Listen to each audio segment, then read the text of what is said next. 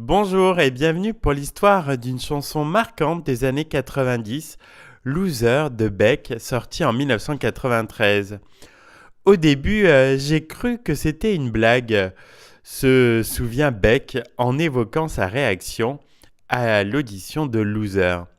Mais quand les radios ont commencé à diffuser la chanson et qu'elle a figuré au hit parade, j'ai compris que c'était vrai.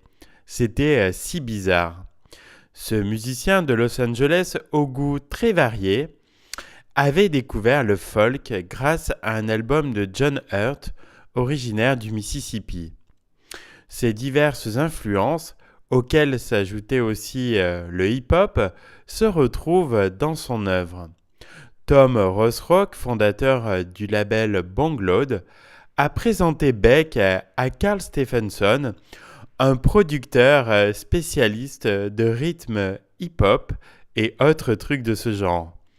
En janvier 1992, le duo a réalisé Loser, fondé sur une reprise de I Walk on Gilt Splinter de Dr. John par Johnny Jenkins.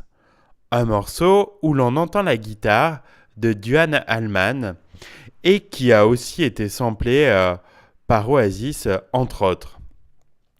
J'ai commencé à écrire les paroles, se souvient Beck. Quand il m'a fait entendre le résultat, je me suis dit que j'étais le pire rappeur au monde. Je me suis mis à chanter Je suis un loser, chérie, pourquoi ne pas me tuer ?»